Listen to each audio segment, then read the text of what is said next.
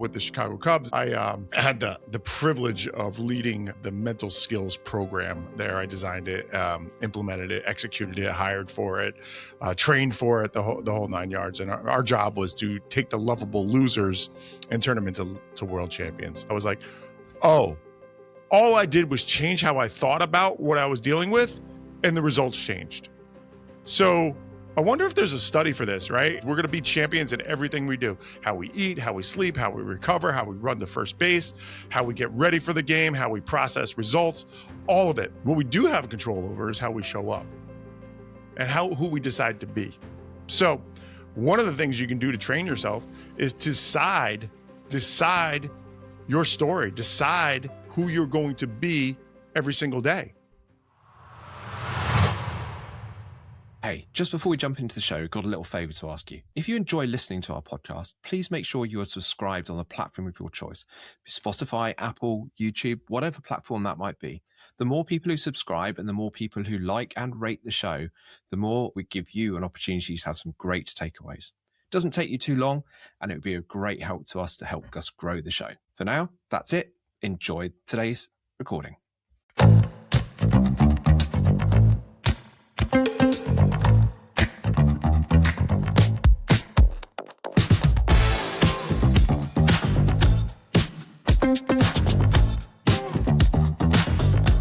Good afternoon, Joshua. Thank you very much for joining us on the Business Takeaway podcast. It's great to have you from the other side of the pond. Can you give a bit of a background to who you are and what you do? Yeah, thanks, Ben. Great to be here as well. And I'm on the other side of the pond, and I'm also in the warmer side of the pond as well. I live down in Sarasota, Florida. But yeah, my background is I spent 20 years in professional sport, most notably with a team called the Chicago Cubs here. It's an American baseball team, one of the longest, oldest teams and franchises in the history of baseball. And we went through a spell where we didn't win a World Series for 108 years. So, it's like Arsenal's 22-year drought is like nothing to us. So here we are. And my role in professional sports was mental training, the mindset, focus, energy management, emotional management, those types of things. And my role with the Chicago Cubs is I was part of their front office. And I had the privilege of leading the mental skills program there. I designed it, implemented it, executed it, hired for it, trained for it, the whole 9 yards. And our job was to take the lovable losers and turn them into world champions. From there, I worked a couple of years with another team called the New York Mets, and then left that and have entered the corporate space. And I currently work with an organization called Limitless Minds, which was founded by NFL quarterback Russell Wilson from the Seattle Seahawks. And we go into corporate spaces and help them train mindset. A lot of times in the corporate world, you get a lot of skill set training, product knowledge, things of that nature, and you don't quite get that mindset training. So we filled that gap, and we always say performance is skill set times mindset. I mean, 20 years ago, the performance or the mental side of the sport wasn't perhaps where it was. How did you get into that 20 years ago? So that feels quite advanced. If you think that's the Moneyball film, which might be people's own recognition of baseball, how do you get from that sort of data side to the more mental side? I think what's really interesting about that, and I talk about this in my new book coming out, Win Today. But there was a period of time in the world of sports psychology where if you wanted a job, you were literally cold calling people. And that's my first foray into the world of mental training was at a place called IMG Academy, which is down in Bradenton, Florida. Most people would know it because it's the Nick Bollettieri Tennis Academy. So if you know tennis and we had people that were Wimbledon finalists, Sabine Lisicki to name a few, the Williams sisters were training there. So a pretty famous sport training facility. And I went down there and it was literally like, if you want clients, being here at this academy, it's a youth sport academy, but if you want clients, you better call those kids' parents and sign them up. And that's the way it was 20 years ago, 25 years ago. Nowadays, it's just part and parcel of training, even at the highest levels. I would be shocked if there was a Premier League team without a psychologist attached to it at this point. So yeah, I mean, for me, how did I get into it? I had a degree in sociology. For those other people who have a degree in sociology in America, that means you're probably going to work in a restaurant for 10 years, which is what I did. I waited tables in New York City.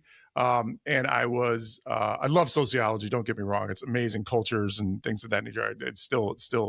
I'm so curious about it. But, you know, for me, I wasn't really clear what I was going to do with that degree. So I worked in restaurants in New York City, upscale 3-4 star restaurants for about 10 years. And during that period, I kind of realized, hey, this is awesome. Like, it's so cool to wait on Keith Richards and Wayne Gretzky and Tom Hanks and stuff like that at this very fine dining restaurant. But you know what? The reality is, I'm not sure this is right for me. So I was looking for a different avenue. And I was always an athlete. I was a rower when I was at the University of Rhode Island. I played basketball, ran cross country in high school, those types of things. And I was on a mountain bike ride in upstate New York. And so I got into mountain biking, rock climbing, all that good stuff. And I was riding the mountain bike, and I was going over this element. There was like a little stream. I had been over that element tons of times before, like 20, 30 times. And it was never a problem. You would just come down this little hill, couple switchbacks, and it'd zip right across the bridge. And then you'd be on the other side. The bridge didn't have any guardrails on it. So if you fell, you're going to go in the water and you're going to get wet. And for whatever reason on this day, all I kept thinking about was failing. All I kept thinking about was falling in the water. And so when I would go down the switchbacks and I would get there, like I would hit the brakes and I would stop and I just wouldn't go across. And so I'm a product of, the 80s and 90s and I watched a lot of movies like Rocky, and it's like, hey, if you could Karate Kid, like just believe and you'll get it done. And so in my mind, I'm like, okay, I'm going to get this done. I can do this. I've done it before. I can do this. And sure enough, like half an hour later, I still hadn't been across it because me saying I can do this wasn't enough. And then like kind of an epiphany happened, like, like the clouds opened up and the sunshine broke down and I was like, oh, and I had this moment where I was thinking about how to do it. Not that I could or couldn't do it, but how do I get across this thing? And it was kind of tactical, but it was, hitting my right foot down on the pedal really quickly and ripping my left foot up really quickly and, pedaling really fast when the tire hit the bridge. And so when I started focusing on how to do it, sure enough, I came down and I went right across. And it was in that moment I was like, oh, all I did was change how I thought about what I was dealing with, and the results changed. So I wonder if there's a study for this, right? And so sure enough, there was this field called sports psychology, performance psychology. And I went back to Brooklyn College, did 20 credits there, ended up going to Ithaca College, got a master's degree there, and ended up at IMG Academy after that. So day one at the Cubs, you walk in. What do you start doing? Because obviously, as you said, the team's been losing 108 seasons or whatever it is. What do you sit down? Because there must be players there from the old school who are like, it's just our form, whatever. They don't put it in. And there were other people starting to look at this sort of thing. Yeah, so it was interesting because one of the mistakes that I see young practitioners in this world of performance psychology and sports psychology do is they try and enact immediate change on day one. And what you have to do is you have to build relationships first, and you have to learn about the organization you're walking into. So my first days in the Chicago Cubs organization were not in Chicago. They were all over the country at what we call affiliates. For you all to kind of understand that, in terms of the Premier League, you have your reserves and then you have your youth system, right? They're all housed in, whatever. They're all housed in North London or wherever they are, right? In the United States, those affiliates or those youth teams or the reserve teams are housed all over the country. So for the Chicago Cubs, when I started, we had a team in Kane County, which is about an hour and a half outside of Chicago. We had a team in Daytona Beach, Florida. We had a team in Des Moines, Iowa, and we had a team in Knoxville, Tennessee, as well as the Dominican Republic and in Arizona, which was our rookies. So what I did is I just circled the country and I just went and I spent time with all these affiliates, and I wanted to learn what they were being trained on. I wanted to see what they were being taught and what they were being told, and how the managers and the coaches and the strength and conditioning coaches and the the nutritionists and all of it. I wanted to understand what it meant to be a Cub at that time. This is 2014. So we finished, by the way, just so you know, that major league team in that year, they finished DFL. They would have been relegated, right? So they finished in last place that year. And what we found out as I went around and I asked all these questions and eventually made it back up to Chicago and talked to the people in Chicago was nobody knew what it meant to be a Cub. And that was awesome. That was awesome because they had an idea, but it was disparate. Like nobody's was the same. Everybody's idea of what it meant to be a Cub was completely different. And so what we ended up having to do was we get to decide. We get to define who we are moving forward. And I thought that was like this amazing opportunity because we didn't have to break anything down before we built it back up. It was already a parking lot, right? There was already nothing there. So it was great. We get to define it. So, you know, one of the things I talk about in the book, Define Your Story, it's one of the ways to win today. It's really choosing who you want to be. And so that was the first thing that we did at the Cubs is we started to define who we were going to be. And you know what it was? We were going to be champions. We were going to be champions. We're going to be champions in everything we do. How we eat, how we sleep, how we recover, how we run to first base, how we get ready for the game, how we process results, all of it. That's what we were going to do. We were going to be a champion first, and then we were going to do the things that champions do, and eventually we were going to win a championship. So that's resetting the whole organization, almost like a business culture, right? From the top right down to the bottom of, you said, food prep and things like that. And how was that taken throughout the organization? Because there must have been pushback to that in places, right? I think if everybody wasn't on the same mission, i.e. winning the first World Series in 106 years at that time, there would have been pushback. But the unique and wonderful thing about the Chicago Cubs is we were blessed with incredible leaders. Theo Epstein, who was named the one of the world's best leader by Forbes magazine. He was the president of our whole entire operation, and it always stemmed down from him. He now, by the way, just side note, he is a part owner of the Fenway Group, and the Fenway Group, of course, owns Liverpool. So he's got some stakes over there across the pond now too. But his openness, his honesty, his authenticity, his excitement about changing who we were really led to having the right people on the bus, so they say, right? And so there wasn't a ton of pushback because, again, it wasn't like we were changing our everything. We were just creating it. We didn't have to tear anything down. It was just like, here's new habits and behaviors and mindsets and thoughts you can have that are going to help us achieve this thing that hasn't been done in 108 years. And by the way, when we achieve it, we're going to be gods. We're going to be legends. And that's the way we looked at it internally. This wasn't a challenge. This wasn't like a curse we had to break. It was just opportunity. It was just an amazing opportunity. So let's go get it. And where were you finding those opportunities though? Was there one thing that was the biggest gain? Was there one thing that this fundamentally changed the outlook? What did you do? Well, in terms of the opportunity, what I meant is that, like, if we win, like, think about it. It's been 108 years. Like, to put this all into perspective, Ben, when we won the World Series, 5 million people showed up at the parade. 5 million. That was the 7th largest gathering in the history of the world. It was the largest non-religious gathering ever. Okay? So that put it in perspective. Like, that, we knew what we were trying to do. We were trying to change the world because here's 5 million people now that understand if I change how I think about things, if I commit, if I believe, great and impossible things can occur. So that's kind of what, like, internally. The opportunity was this. We had a chance to develop human beings. And so what we looked at a lot within the organization was better people make better Cubs.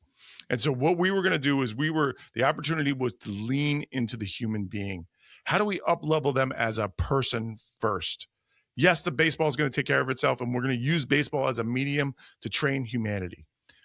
There's a great coach here in America. His name was John Wooden. I don't know if you all have ever heard of him. He was the UCLA men's basketball coach people like Kareem Abdul-Jabbar and Bill Walton.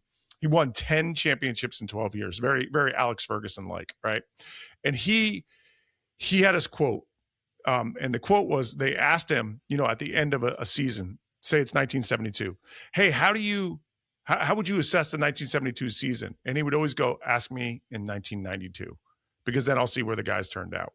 So it was always about development. And I think when you lean into that first, you're going to get great results because you're going to have great people.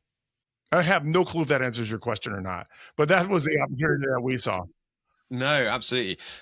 I suppose my next question is like in baseball, you put a lot of football references in. In the baseball references, you play 162 games. 160, you never have a day off. It's like you get one day off a month, to put it in perspective. From February through October, you get one day off a month. Absolutely relentless. And then if you go to the World Series, you've got another 10, 15 games on top of that, right? There's no way a team is going to win. The Arsenal Invincibles, I know you're a massive Arsenal fan, so I'll get the Arsenal reference in there, that they never lost a league game for 38 games. Yep. You're never going to do that in baseball. You're going to lose. How did you pick the team up after, I don't know how many defeats they had, 60, 70 defeats? How did you pick the team up after those defeats to rebuild the mentality of this just keeps going? Because that's a big takeaway for business. You lose a sale. How do you pick it up? Yeah. So one of the things that we did was we had a 15-minute time limit. So if we won a game in Chicago, for 15 minutes, they would have a disco ball. They would have music playing. They would have a smoke machine. We'd dance around and be all happy. And then 15 minutes afterwards, let's go, next day. If we lost, we would be quiet for 15 minutes. And we would just kind of sulk and kind of think about what we did wrong and think about how we could do better tomorrow. And then after the 15 minutes, you would reset and move forward. I talk about this in the book, and I call it mile zero. In this place here in Florida, there's a place called Key West. It's where Ernest Hemingway used to live. He wrote, Old Man and the Sea there. And it's this little island. It's 90 miles off of the coast of Cuba. That's how far out in the ocean it is, but it's this set of keys. And there's this road that runs all the way from Maine all the way down to Key West. It's called Highway 1 here in America. And there's a mile marker in Key West, and it's mile zero. And if you read about mile zero, people are like, is it the beginning or is it the end? Right? Is it the beginning of the road or is it the end of the road? I don't know, right? It's your kind of choice. But I love that framework of mile zero because every day when you wake up, it's a brand new day. The best thing about baseball, by the way, is we get to do it again tomorrow. That's like a phrase in baseball. Best thing about baseball is we get to do it again tomorrow. So like we lose the Champions League, semifinal or whatever, we don't have to wait a whole another week to ruminate on that and think about that before we got to go play again. Right? It's like, boom, we just got to get up and we got to go tomorrow. So there was a natural reset in the world of baseball. Now you asked the question about, hey, we've lost 10 in a row, 7 in a row, 8 in a row, whatever. How do we reset? There's a great Winston Churchill quote, right? Just to bring it back across the pond. When you're going through hell, keep going. And we use that phrase a lot. Actually, our manager, Joe Madden, our coach, Joe Madden, said, hey, we were going through a down period. He said, hey, when you're going through hell, keep going. And what that meant was keep going with your process. Trust your process. Is your process good? That's what we're going to analyze. We're not going to, the results are the results, but we're going to kind of bring it back one step and look at, hey, are we hitting our spots with our pitches? Are we in the right position defensively? Are we swinging at the right pitches in the offensive side? Are we doing the things in the outfield we need to do? Are we throwing it to the right person? Let's examine that. And if we are, then we're doing all the things that you do in order to win. When you do all the things that you need to do to win, you are only buying more lottery tickets because the enemy has a say. The opponent has a say. You can do everything right. You can do everything right and still lose. And it's okay. Right. And that's the whole key is like, we just have to examine that process. So that's one of the big things that we would always do is we would kind of be really logical about it versus emotional about it. It's something that I work, like I mentioned, with a company called Limitless Minds, and we coined that the neutral mindset. And what the neutral mindset is dealing with concrete and objective facts without judging or grading. This is what's so, I'm not going to create a giant story behind it. I'm not going to get into the drama of it. I'm going to understand that there is emotion. That's great. But in order to get better results, I have to get logical. So let me get into the logic. When you look at the team that won the World Series that year, and you think back to the team the year before, what do you see from the mental state? Did you see the players mentally better prepared or stronger? Or was there a trait that you saw from that, the difference in those two seasons? It was belief and determination. So in 2015, we went to basically the semifinals.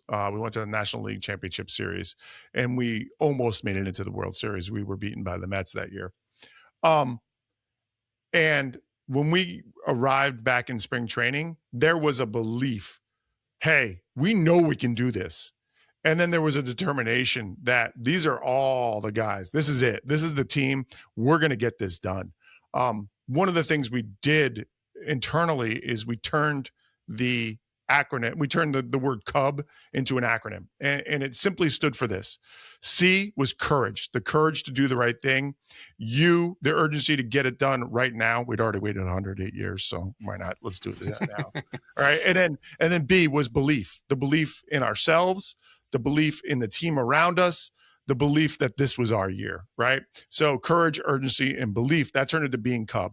And so when people would have those moments where they were being Cub, we would call it out. We would let them know, hey, man, that's Cub right there. And so people like really bought into it. And I think it just really steamrolled. We won like 100 and plus games that year. We had the number one rated defense in the history of Major League Baseball that year. And we were just we just believed, even when we were down, we had lost the lead in Game 7 of the World Series. We were up 2 runs in the 8th inning. We were up from basically the first pitch of the game. And then all of a sudden, they put one in the back of the, they put the old buds in the back of the old onion bag there at like the 92nd minute. And so we had to go to overtime and we went to extra innings. And in between the game ending the 9th inning and extra innings, there was a rain delay. The rain came in and we actually got to go to the clubhouse and kind of get back. And everybody was like, listen, forget all that. Forget the last 9 innings. This is our time right here, right now. We're going to get it done right here, right now. Let's go. And so it was this mindset of just full on belief that we were destined to do this thing that just hadn't been done. And that started from spring training or preseason training, however you want to phrase it. And you just saw it build, and it was just a continual build. And did you feel in that year with the World Series that teams will say, this is our season, this is our year, this is what was that internal feeling within the organization? Well, 100%. Yeah, without a doubt, over and over and over again. And then there would be moments where, like the front office traded for this Aroldis Chapman, who was a Cuban pitcher, and threw 105 miles an hour. And so like when we traded for him, it was like, oh my God, we're all in, let's go. This is it. This is the time, so there was like also little moments of, uplifting that confidence and uplifting that energy within the clubhouse too throughout the season. So yeah, I mean, you always find what you look for, Ben, right? And so when you're starting to look for those moments of this is why it's going to happen, you're going to find them. On the flip side, if you're looking for why we're going to be cursed and things are going to go bad again, you're going to find those too. So we just didn't look for that kind of stuff. We looked for what was going to really impact us and lift us up. And what was it when that final run was hit on the World? I don't know how you finished the World Series and won it, but what was that feeling? Was there just this sense of, right, we've done it, it's incredible, and you went on to the planning for the next season, or was it a bit more special? I mean, it's 106 years, right? For like a month. There's a great radio broadcast, and it described how the players were celebrating on the field afterwards. And it says they're jumping around like a bunch of 10-year-old kids. And that's the way it was. It was that way from the president all the way to the Dominican Republic. The entire organization was jumping around like we were 10-year-old kids, so excited, full of life, full of love, full of joy. It was, we kind of levitated. We kind of like you just lose feeling. It's like things just kind of slow down and stop and speed up and all this stuff. And then, like we were in Cleveland, Ohio that night, and we had to fly back to Chicago. And then the next morning was the parade. It was like a 1 day in between. So we got back the morning, and then the next day there was the parade, which 5 million people showed up to. And so there was just like this, literally it was like a week long where you just didn't know what time of day it was. And you just kind of were like, I don't know, am I drunk still? Am I hungover? I'm not sure where I am. One of the great memories I have. So for those of you who don't know, the reason the Chicago Cubs were cursed was in, I believe it was 1948, a gentleman tried to bring a goat into a game at Wrigley Field. I have no clue why he would want to bring a goat, but they shockingly would not let him bring the goat in. And they said, and he said to the ticket takers and the Chicago Cubs organization, I curse you, you will never win a World Series. So it was the curse of the Billy Goat. That's what we had. So fast forward to 2016, it was like the day after, and a lot of us got back together in Wrigley Field, and we were up in the left field bleachers. And the left field bleachers, like Wrigley Field is like intimate. It's in the middle of the city. It's not like one of those big parking lot places. There's no parking lots. There's no parking lots. It's just like houses and rows. And, I went to QPR years and years ago. It's like that, where it's like you're just walking down the street. There's, houses here, there's flats here, and then you take a left and there's a stadium. It's like, okay, weird. That's the way Wrigley Field is. And so we were up in the left field bleachers, and there's all these people walking around in the neighborhood below us, and we were drinking champagne, and we had ordered a roasted goat to eat in left field stand. So it was pretty good. Get rid of the curse. If you ever go to Luton Town, they're building a new stadium, Luton Town, but you actually go through some people's houses, and the stairs in the away end, having been there once, never again, you actually look down on people's back gardens. I remember when they got promoted to the Premier League, and the teams would have to go, the away teams would have to walk, and they'd have walk through laundry hanging off a curtain and stuff. Ridiculous. It's brilliant. Awesome. That's proper football. Anyway, we digress. You now work with a player who's worked for the Seattle Seahawks American football team. Do you see a difference in the sports? They're very, very different sports, and they're probably different culture of people. Do you see a difference mentally and the psychology in that? Yeah, there are differences without a doubt. There's differences from golfers to baseball players to basketball players to football players. American football is a highly violent sport. I mean, it is. These people run really fast. They're really big and they're really strong, and they run right into you. It's insane. Also, too, the average of careers is different, right? Like, so in the NFL, I think it's 3 years is the average career, which is really, really, really small, and the contracts are different than they are in other sports and things of that nature. That being said, the mindset piece isn't different. And I mean it like this. If I'm really negative things are going to happen to me. And so if I'm very negative as a person, as an athlete, if I'm blaming, I'm complaining, I'm pointing fingers, regardless of what sport I'm in, I'm going to have, my ceiling's going to be way lower. Okay. If on the flip side of that, if I'm super positive, but I'm unrealistically positive, and I don't really do the things I need to do. I'm going to be the greatest there is, but then I don't do the extra work in the weight room. I don't rehab right. I don't get in the ice tub afterwards. I don't eat well. I go out drinking every night. My ceiling is going to be lower too, right? But in the middle, again, there's that thing called the neutral mindset. And I think that the athletes that really grab onto that go, hey, listen, I want a 15-year career. These are the things I'm going to have to do, right? We call it the illusion of choice. If you want to be great, there are only certain choices you can make, and there are certain choices you can't make. There are prerequisites to that success. So that's one of the things too that I see all the time is the athletes that understand there is illusion of choice. They're the ones that typically will do the work, do the things they need to do, have the mindset of positivity or optimism, and really, they'll go far. So that's a similarity between them all. You see certainly reports over here of Premier League footballers who are the best talented players but just don't have the attitude. Do you know what I mean? They just don't train, they party, they drink, they eat the wrong foods. And there's a Man City player 10 years ago who was meant to be England's best ever central midfield, and he's now retired at 28 or something, I think, from memory sort of thing. We've talked a lot about sport, which is great. I could talk all day about sport. But how does that then translate right from this side to the business? As you said, it's about the training, the mentality. When I sit down to do my reports, I don't I run, but I don't go training for my report writing, things like that. How does this all translate to business? So it's really interesting because I've always said that I think sports is the ultimate business. I recently saw a report that 30% of all sport organizations' workforce turns over every year. 30%, whether they win the World Series, whether they win the EPL, whether they get relegated, 30% at a minimum changes over. That's insane, right? There's a military term here in the United States called VUCA, volatile, uncertain, chaotic, and ambiguous. I'm not only describing sports, I'm describing the corporate world, right? That is the levels of VUCA, especially in today's day and age, is really, really, really, really high. And so one of the things that we saw is, dealing with pressure, dealing with adversity, having to find resiliency, being able to focus in a chaotic environment, right? These are the skills and the traits that absolutely translate over to the corporate space.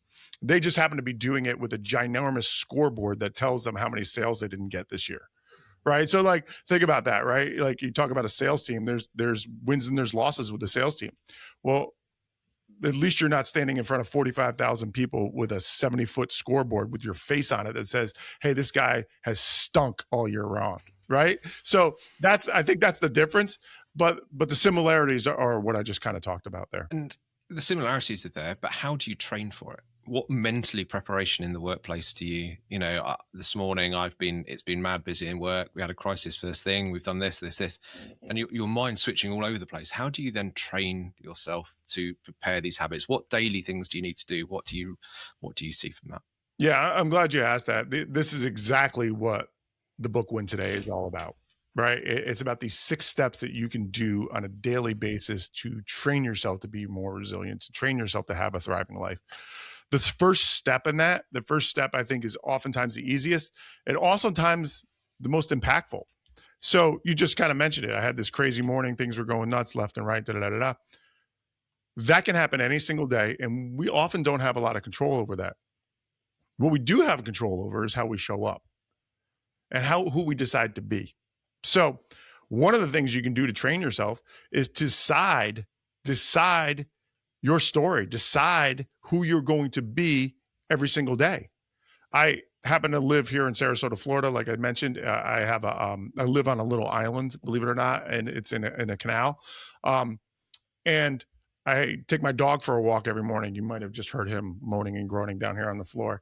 But I take him for a walk every single morning, and we cross this little bridge. And when I cross that bridge, I decide, who am I going to be today? Who am I going to be?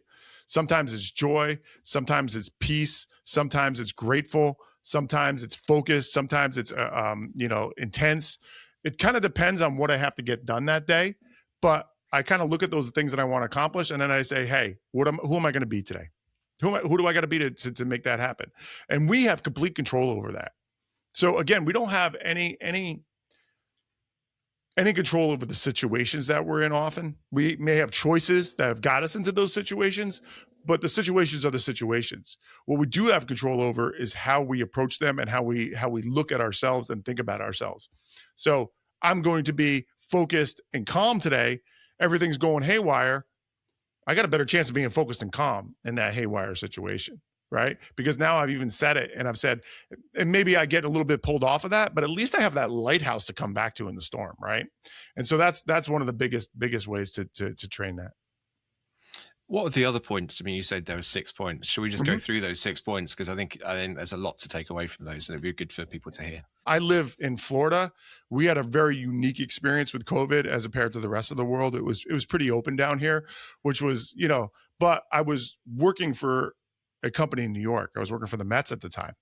And you would hear stories about what it was like in New York City there. And it was just brutal. It was, you couldn't go out. You couldn't leave your apartment, like unless you were just going to get groceries and back. And it was just really hard on people. And what I started to realize is that people just needed a way to win. They just needed a way to win this day right here in front of them, not the day 3 weeks from now, right? There's this great phrase, win the day. It was University of Oregon football, but it was like, what day are we talking about? Like Christmas? Yeah, Thanksgiving. I always crush Thanksgiving, So it was more about like, how do I win today, right here, right now, right? And so that's where the concept came from, was during that period, because we just didn't even know, we had no clue what tomorrow was going to hold. Again, down here in Florida, our beaches were closed for 6 weeks, and then all of a sudden it was like everything was open, and you're just like, what the heck's going on? I don't understand. So that was our experience. But New York, it was just like, we don't know what tomorrow's going to bring. We don't know if 5 neighbors are going to die. Like we had no clue. And so it was like, okay, how do we win today? So the first thing was, again, define your story. Who am I going to be today? The second thing was we were getting pulled into this space of emptiness and loneliness and just kind of going inward. there's a great American football player, a guy named Tim Tebow. And Tim, for you may be known in England a little bit because he's very religious and he's very pious, and he talks about that a lot. And he's kind of a bigger star here in America. But Tim, after his football career, went to play baseball, and he was with the Mets organization. I had a chance to talk to him one time, and he said he really believes that the human condition, our goal is to be connected. Right. And it makes sense because if you think about the brain, what's the brain set up to do? Keep us alive and keep us comfortable. And if we're going to survive, a lot of times we need strength in numbers, right? When we're kind of fighting off defensively. So it made sense. Okay. So the second thing is to build bonds, is to create good, strong relationships and connect with other people. So when you do that, okay, now you're up. Hey, you're up 2-0. You defined your story. You've made some connections. 2-0. Here we go. Right. 45 minutes into it. The third one is you are here, which is really about being present, being where your feet are.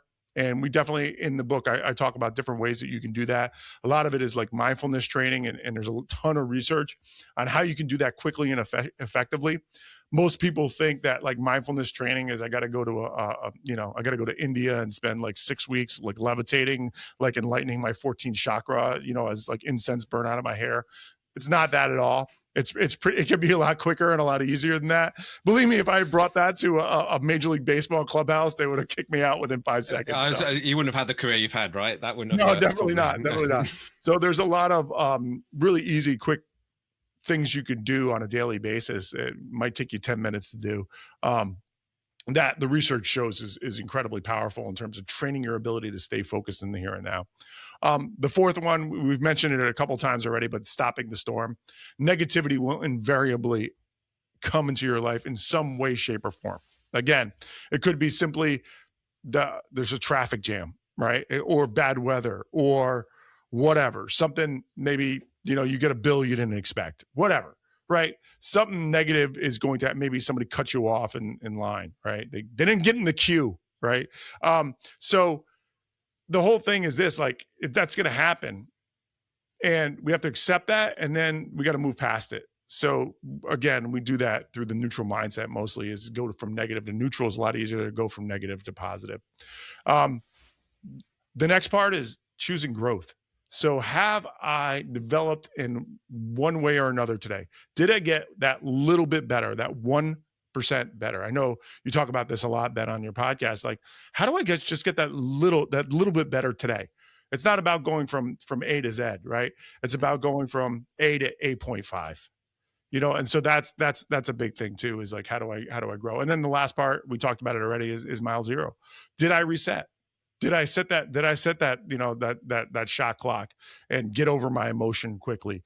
Did I get to the morning and go, okay, I had a great day yesterday. These are the things I did. Today's a brand new day. I'm starting all over again. I'm redefining my story. I'm reaching out to people, et cetera, et cetera, et cetera. So those are the 6 big steps that I've seen really the elites have done over the years.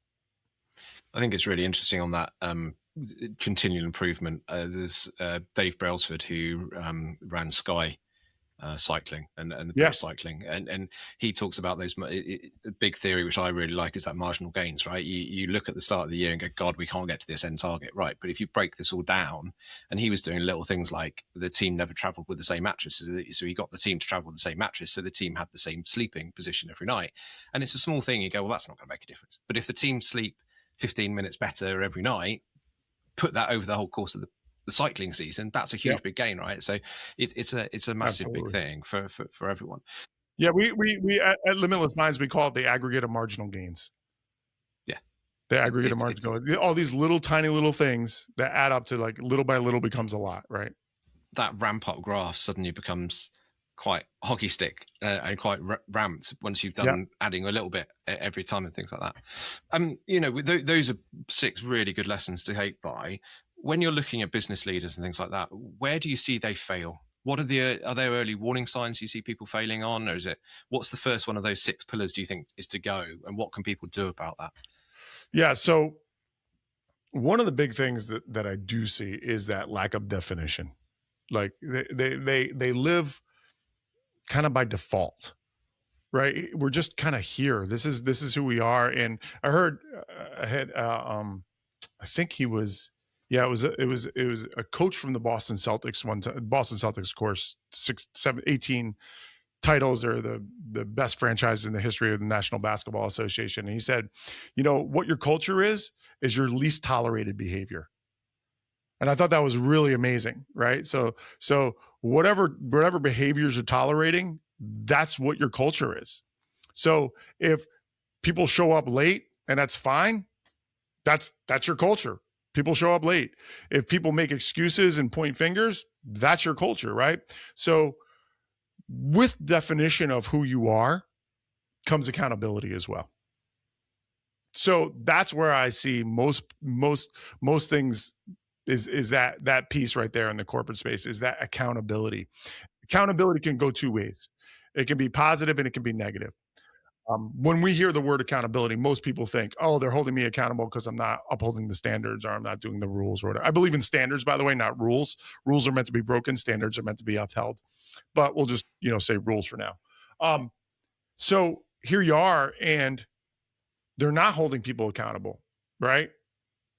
They're going to do whatever they want to do, and it's going to be a free for all and whatever. So that's number one. But oftentimes too, we don't hold people accountable for when they're doing it right. We don't catch them winning. Like oftentimes, and I think that the best cultures I've seen call out all the time when people are living the values of the company.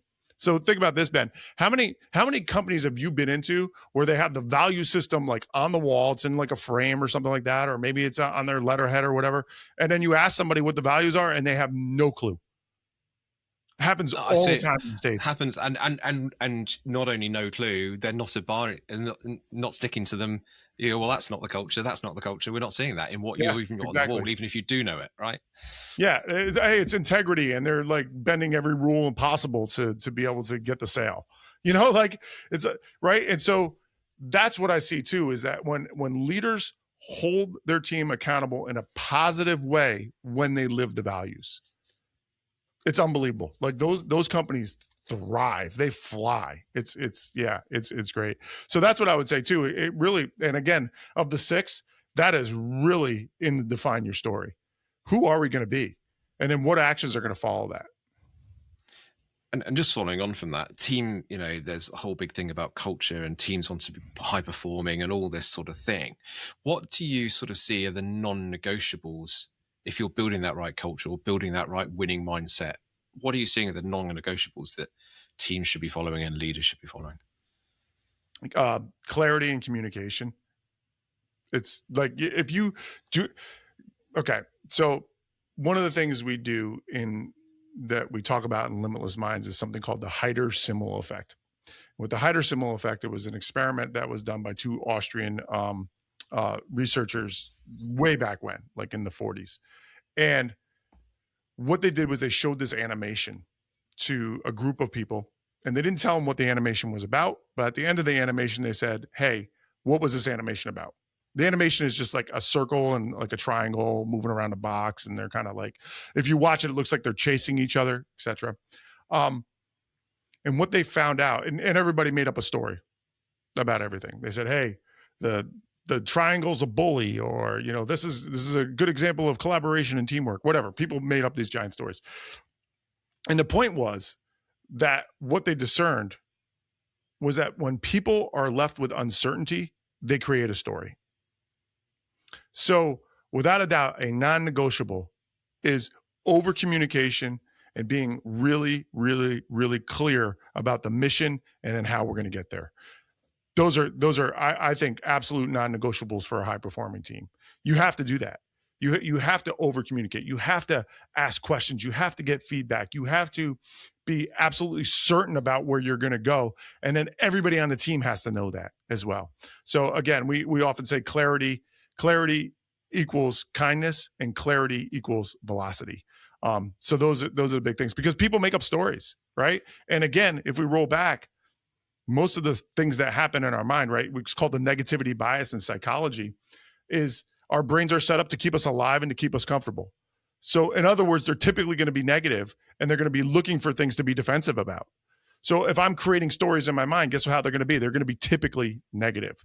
So I want to be sure to eliminate that, and I want to be just really, really, really, really clear. how do you move into a place where, you know, everything like this is absolutely perfect. The theory is absolutely perfect. You can see how to do it.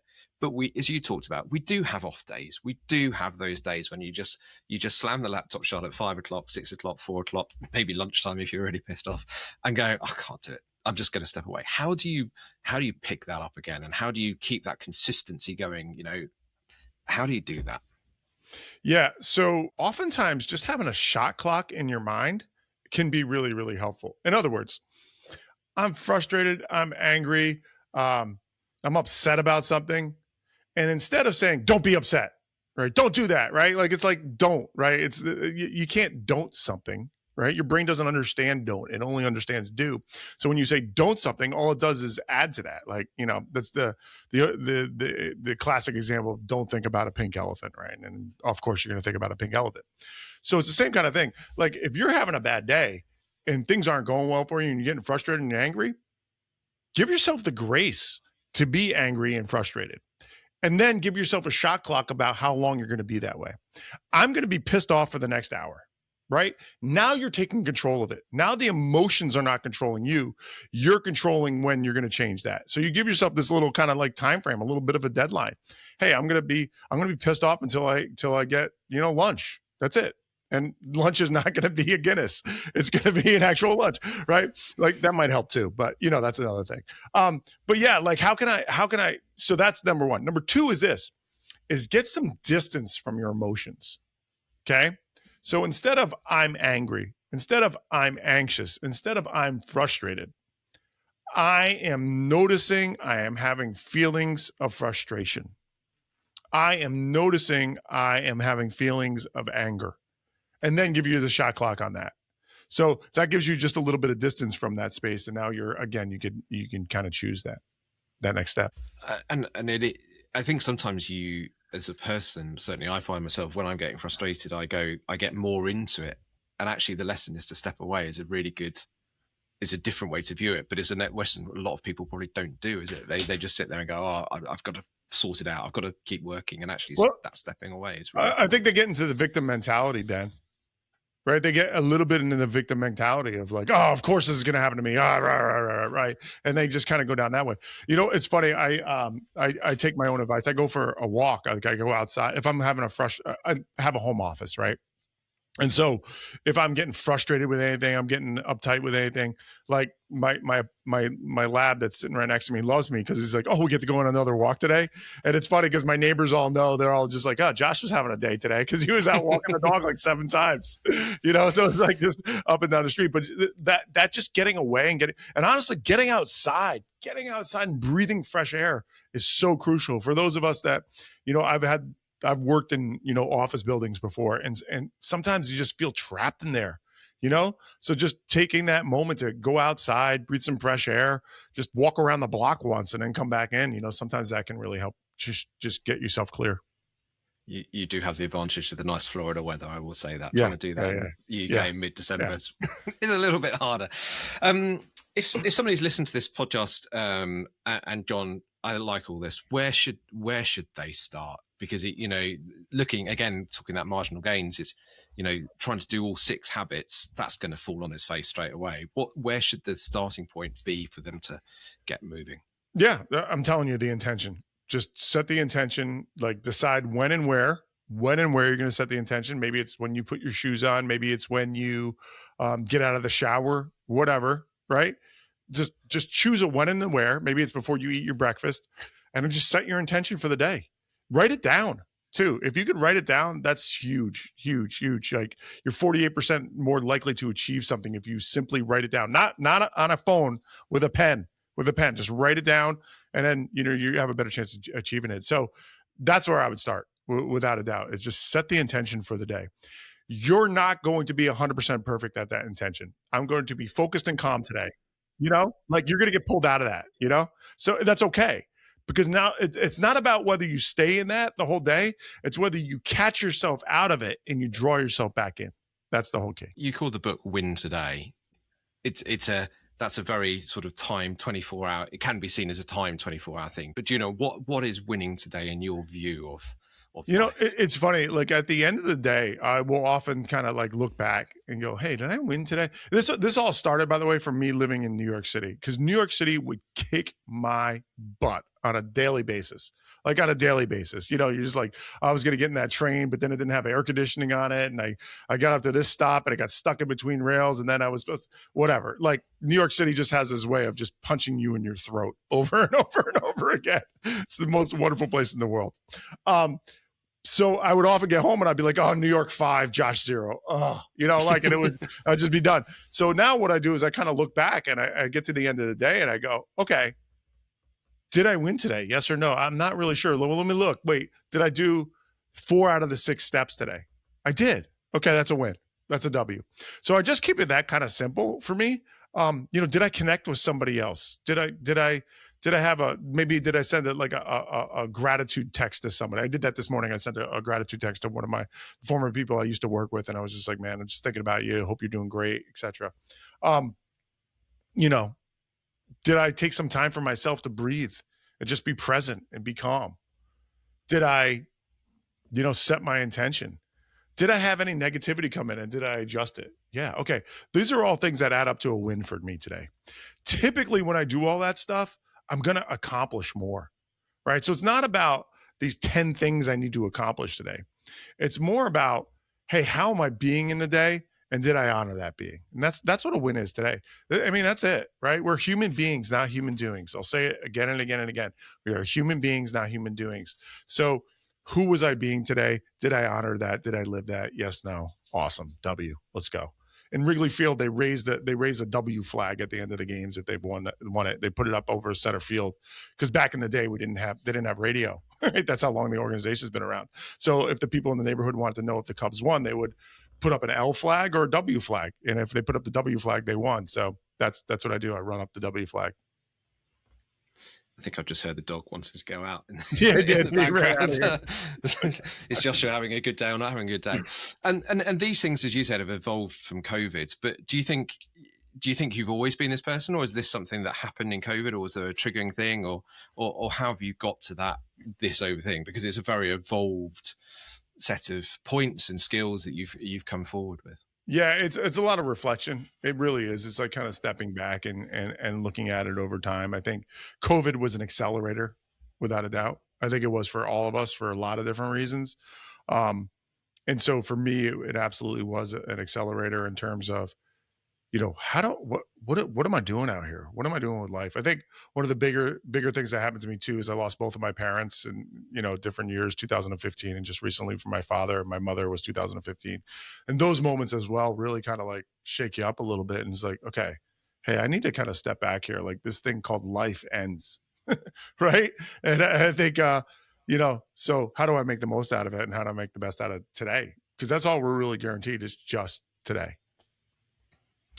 And the podcast is called the Business Takeaway Podcast, and we've talked a lot about sport, business, but what would be your one thing you would give to somebody as a bit of advice who'd listen to the pod and take it away from today's recording? Yeah, I mean, I think really the biggest thing is that transformation doesn't have to take a really long time.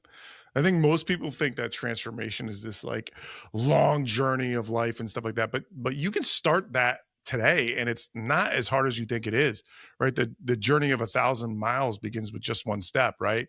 Isn't that like the Lao Tzu or whatever it is, right? Right. So that's the whole key. Is it's just you like. It's funny. I just booked my holiday, right? So I just bought the tickets for my flights. And I was like smiling because like I've heard years ago, like your vacation starts actually when you book your airline, when you book your flight. Like that's really when the vacation starts. Because think about it, like what happens? I just booked the flight and now my brain's starting to think about, the Greek Isles and this and that and the other thing, right? And it's like, and you start having the vacation early. So you just start taking one step towards transformation. You've already started to transform. Another thing that people can do, and I'll do this with a little smirk on my face, but they can buy the book. They can buy the book. If you just go to joshualifrak.com, there is a there is a link to Waterstones where you can purchase it in the UK and in Europe. And feel free, if anybody wants to, if you all have any questions or anything, just hit me up on LinkedIn. I'm on there all the time. Fantastic. And I'll put the links to that in the podcast recording as well, and tag you in that so people can see that. We end with all these rapid fire questions that sometimes don't turn rapid fire and actually turn into longer parts of the pod than other bits. So we'll see where you end up with. Are you an Apple or Android user? Apple. What is your social media platform of choice? Either Instagram or LinkedIn. LinkedIn for business, Instagram for absolute pleasure. All it is, my algorithm, by the way, it's Arsenal, it's dad fart jokes, and it's travel stuff. That's it. I mean, apart from Arsenal, I wouldn't say Arsenal, but the rest sounds fantastic. Are you a beach or city break person? For a break, beach. Would you rather live in the town or the country? Town. Would you rather travel first class or would you save the money? First class. Are you a morning or a night person? Morning. Exercise, is it important or not? And I'm sure you'll say yes. Yeah, very, very, very, very important. Would you rather innovate or would you rather improve? Improve. Would you rather challenge the status quo or would you not challenge the status quo? Challenge the status quo. And I'm standing at a bar. What is your drink of choice? Kronenberg 1664. Let's go. Fantastic. I said to somebody the other day on the demographics, it seemed to be for a while that every American person I interviewed was a bourbon, some kind of bourbon. It was the fact. I was going to put a map of where people wanted their drinks from around the world, but it seemed to just be that was where it was coming from. Joshua, as I said, thank you so much for being on. It was great to talk baseball with somebody. I'm a recent convert the last 2 years to the baseball world, so really fascinating to have on, and thank you so much. And as I said, I'll put the show links or the links in for people to go and get your book and hopefully then get it from Waterstones in the UK and other good bookshops around the world. So yeah, thank you very much for joining today. My pleasure, Ben. Thanks for Joshua for joining us on the Business Takeaway podcast today. I'm a big person for business learning its lessons from other parts of the world. So be that sports, art, entertainment. How can we learn the lessons that those organizations bring and what is that translatable? And finding out about the Cubs and the background with the Cubs and everything is great. As I said in the pod, I'm a recent convert to the world of baseball, fallen in love with the LA Dodgers. So a real special discussion for me today.